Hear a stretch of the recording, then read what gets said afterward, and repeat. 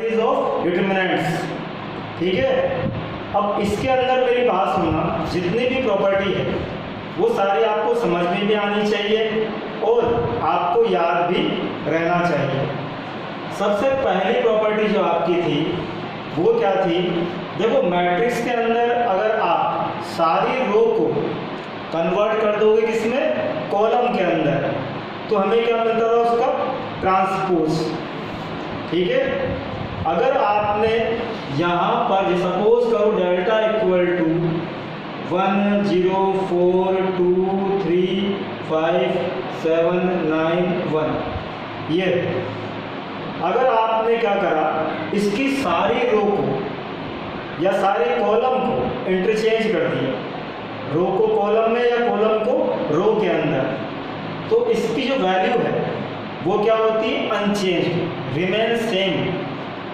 कि delta dash आपने निकाला 1 0 4 2 3 5 7 9 1, तो इसकी वैल्यू और इसकी वैल्यू दोनों की वैल्यू क्या आएगी? इक्वल आएगी। इफ ऑल रो और column are interchange then numerical value is same.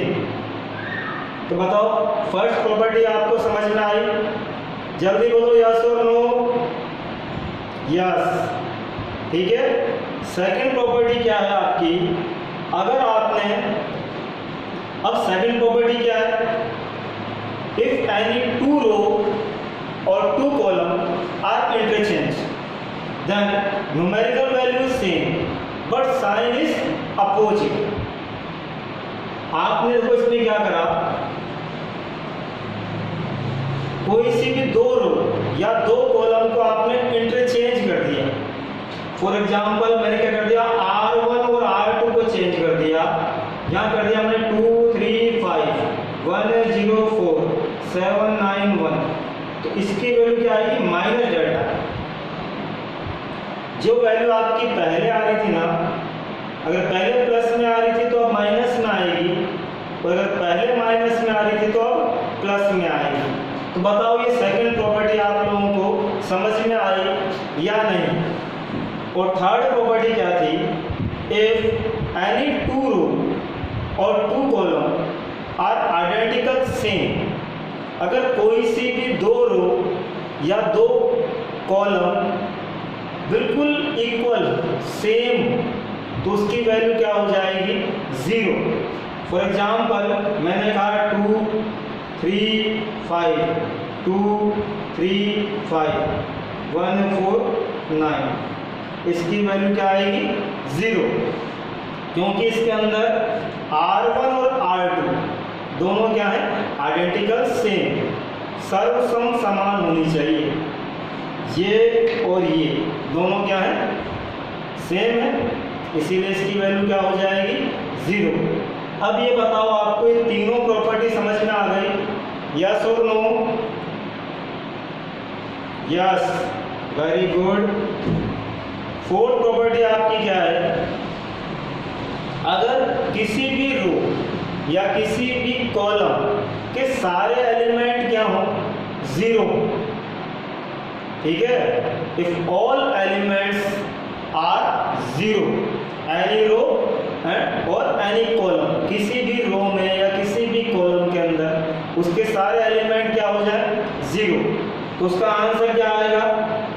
0।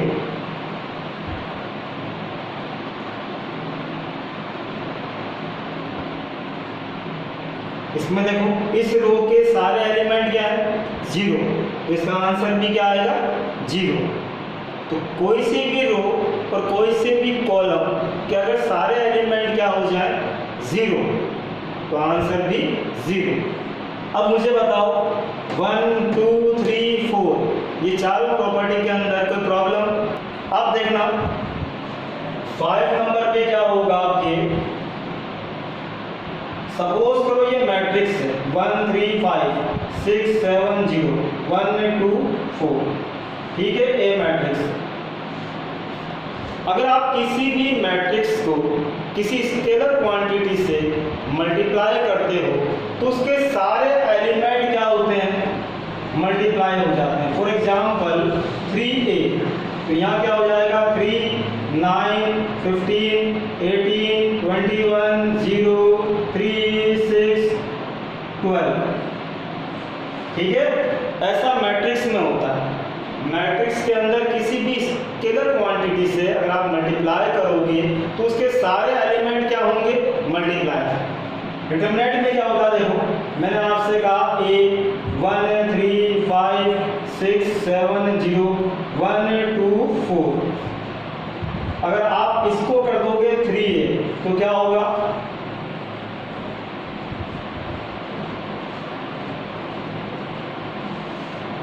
यहां पर देखना, यहां पर जब भी आप किसी स्केलर क्वांटिटी से मल्टीप्लाई करोगे तो ओनली सिंगल रो या सिंगल कॉलम ही मल्टीप्लाई होगा, जबकि मैट्रिक्स में क्या होता है, सारे एलिमेंट मल्टीप्लाई होते हैं।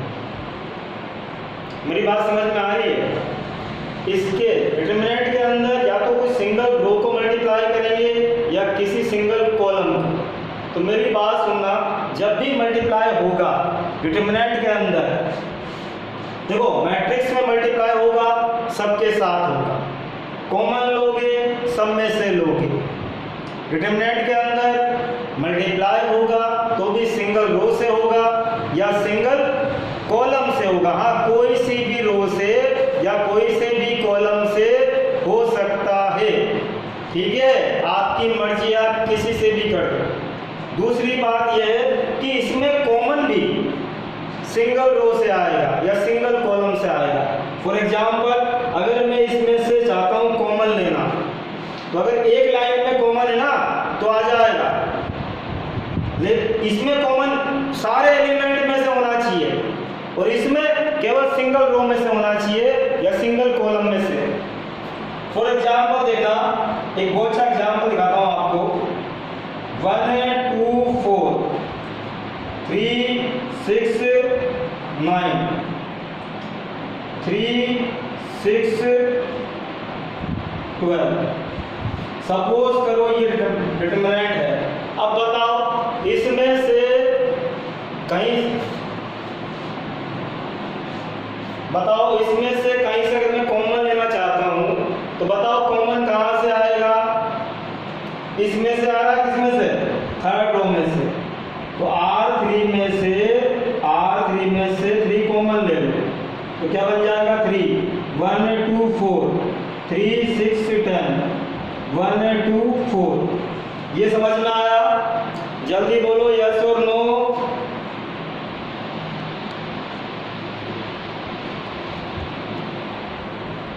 यस। अब बताओ इसकी वैल्यू क्या हो जाएगी? 0। पूछो क्यों?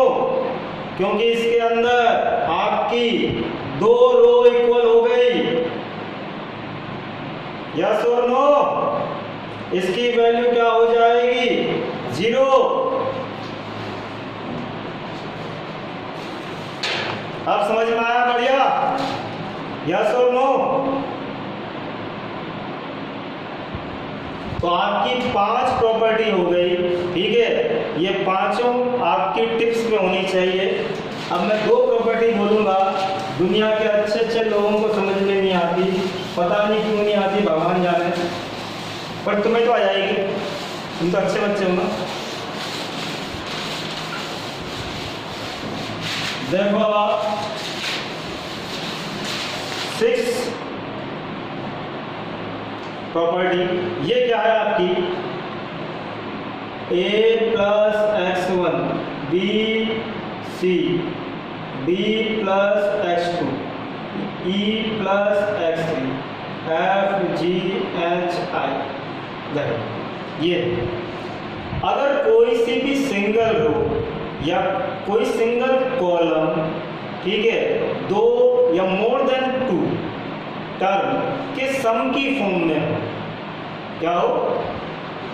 के सम की फॉर्म में हो तो क्या होगा? तो क्या होगा? देखो ध्यान से, इसमें देखो ये जो रो है आपकी वो 2 टर्म के सम की फॉर्म में है ना? ऐसे कोई सी भी रो या कोई सी भी कॉलम अगर 2 या दो से अधिक, टू और मोर देन टू टर्म के सम की फॉर्म में हो तो वो अलग कैसे होते हैं? देखो A B C D F G X क्या E H I plus x1 x2 x3 B C F G H I. बताओ मेरी ये बात समझ में आई कि नहीं आई आपको? जल्दी बोलो यस और नो। चलो इस पर एक क्वेश्चन देखते हैं, अगर तुम्हें वास्तव में समझ में आ गया होगा। एक क्वेश्चन देखना, X Y Z A B C X plus A Y plus B Z plus C, ये है आपका क्वेश्चन। बिल्कुल ध्यान सुनना। अगर मैं आपसे कहता हूं कि आप इसको सोल्व करो, जितना मुझे पता है जितने भी हो आप सब इसको सोल्व कर दोगे बाय यूजिंग एक्सपांशन, है ना? एक्सपांशन को मेरी भाषा में कहते हैं बेलदारी करना। याद है?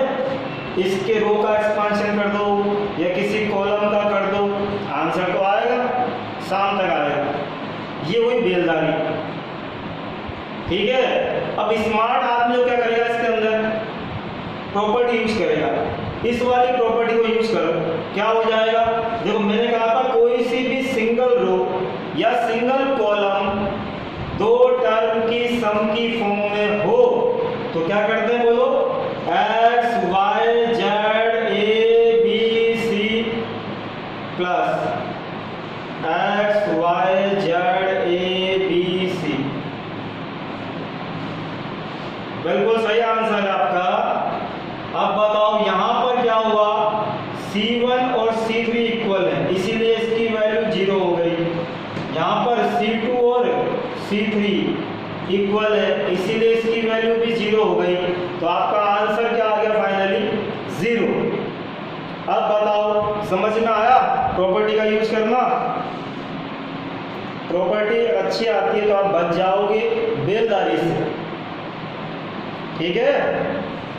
एक्सपांशन करते बहुत लंबी कैलकुलेशन होती, आंसर तो आता शाम तक नहीं। बताओ अब समझ में आया कि नहीं आया? एंड लास्ट प्रॉपर्टी है, ठीक है, पर वो समझ में बहुत कम आती है, उसके पीछे रीजन है। आपकी हैबिट में क्या है कि हर चीज़ को याद करना, एक पैटर्न फॉलो करना, अपना IQ यूज करना है। देखो कि ऑपरेशन होते हैं कुछ, जैसे मैं R1 है, इस R1 को चाहता हूँ चेंज करना, तो R1 को चेंज करने के लिए R1 प्लस माइनस के R2 और R3, मैं किसी भी रो को किसी भी कॉलम को चेंज कर सकता हूँ, ठीक है, उसकी वैल्यू में कोई इफेक्ट नहीं होगा। बट कैसे करूँगा? देखो R1 को रिप्लेस किया किसमें? R1 प्लस माइनस के R2 और R3। एक बात ध्यान देना, अगर यहाँ पर R1 है तो मैं हमेशा यहाँ पर R1 लूंगा, ठीक है, ये मेरा पैटर्न है ना। अगर मैंने कहा कि मुझे चेंज करना है C1 को, तो C1 प्लस माइनस के C2 और C3। आई समझ में? जल्दी बोलो। अगर मान लो मुझे R2 को चेंज करना है तो क्या आएगा? R2 प्लस माइनस के R1 या फिर R3। फरहान कोई मेथड नहीं है, बस मुझे R2 को चेंज करना है तो मैं चेंज कैसे करूंगा? R2 के अंदर प्लस माइनस कर सकता हूं किसी R1 या R3 को किसी से मल्टीप्लाई करके। मैं चेंज ऐसे भी कर सकता हूं, R1 की जगह R1 plus R2 plus R3, मैं ये भी कर सकता हूं। मैं C1 की जगह C1 plus C2 plus C3 ये भी कर सकता हूं। मेरा दिमाग खराब हो गया तो मैं C2 को चेंज कर दूंगा C2 प्लस माइनस के C1 या C3। आप एक चीज पे ध्यान दो, जब मैं C2 को चेंज करता हूं तो C2 लिखता हूं, जब मैं C1 को चेंज करता हूं तो मैं C1 लिखता हूं। ये बात समझ में ऐसे कम आती है, मैं एग्जाम्पल दूंगा आपको, शायद समझ में बढ़िया आ जाए। ट्राई करें।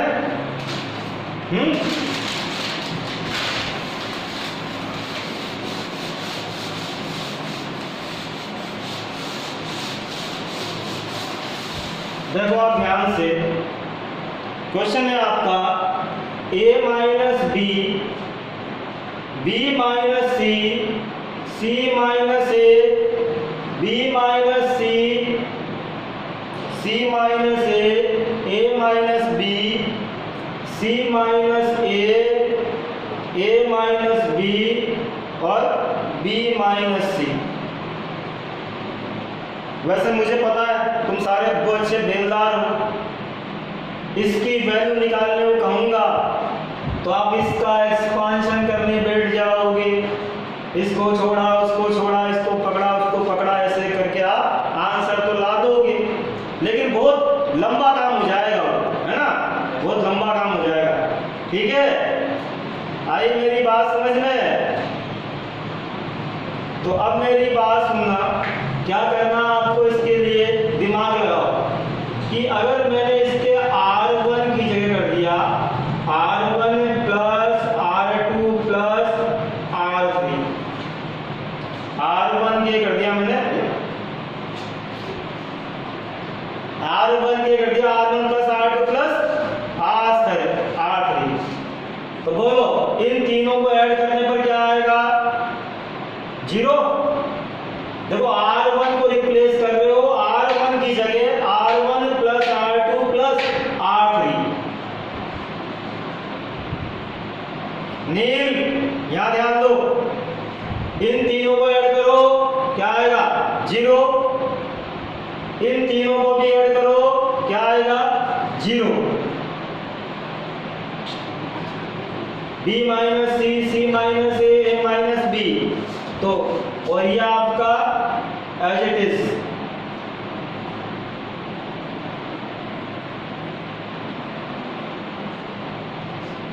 मैंने आपसे कहा था कोई सी भी रो, कोई सी भी कॉलम कि अगर सारे एलिमेंट क्या हो जाए? 0, उस केस में उसका आंसर क्या आएगा? 0। अब बताओ ईमानदारी से कितने लोगों को समझ में आया? यस, तुलसी, शिवानी, आफरीन।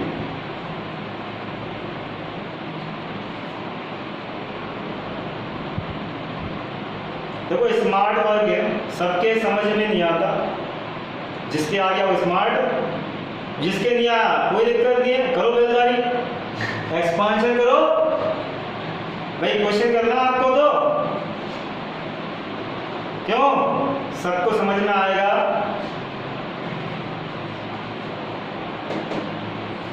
आप देखो एक लास्ट क्वेश्चन देखते हैं, अगर समझ में आ जाएगा तो बहुत अच्छी बात है, नहीं तो कोई बात नहीं, इसका पार्ट 2 कल चलाएंगे। 0 कैसे आएगा? अगर किसी भी रो या किसी भी कॉलम के सारे एलिमेंट 0 हो तो उसका आंसर 0 होता है, ऐसा मैंने बताया था प्रॉपर्टी में। गुड मॉर्निंग, जागो।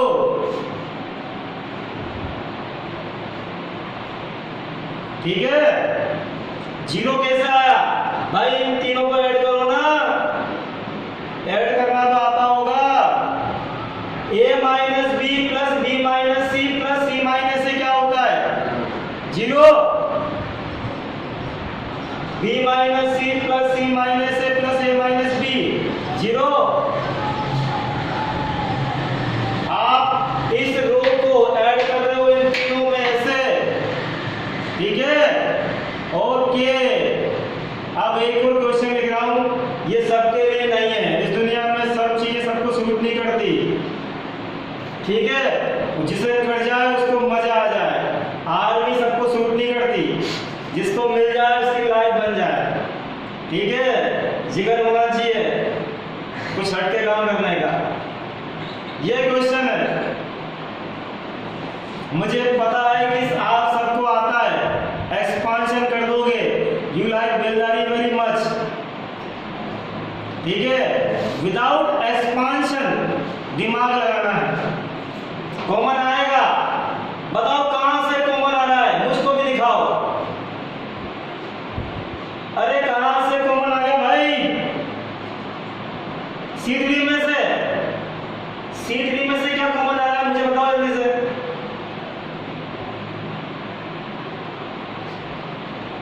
बताओ बताओ। कहीं से कुछ भी कॉमन नहीं आ रहा है मेरे अकॉर्डिंग तो। चल मेरी बात सुनना, मैं इस क्वेश्चन को बहुत तरीके से कर सकता हूं। अरे कोई बात नहीं, जल्दी आइए। C3 में से कर दिया मैंने C3 माइनस C1, कोई प्रॉब्लम? C3 बोलो, यह आपका एज इट इज बोलना। C3 में से C1 को माइनस करना है। C3 ये है, C3 ये है और C1 ये है। कितना आएगा? 53। बोलो रे, सही है क्या? अरे माइनस करना तो आता है ना, जिसको नहीं आता मना कर दो प्लीज। अब मेरी बात सुनना, एक और काम कर दो यहां पर। इस C3 में से अब तो कॉमन आ रहा है 9, आ रहा है कॉमन 9। तो बोलो भाग 9, 2 3 5 7 8 9, कितना आएगा?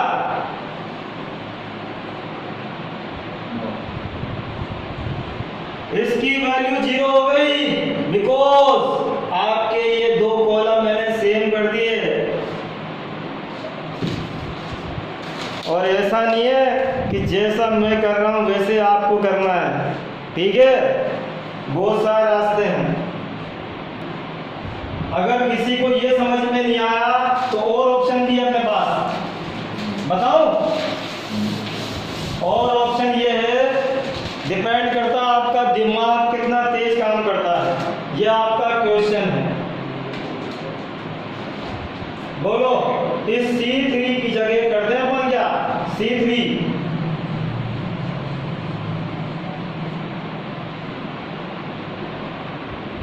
नहीं, C2 ये कर दें, फिर C1 ये कर दें। बोलो C1 ये कर दो, C1 प्लस 9 C2। इस C1 को रिप्लेस कर दो C1 प्लस 9 C2। बोलो कितना आएगा? 2, 9 से मल्टीप्लाई।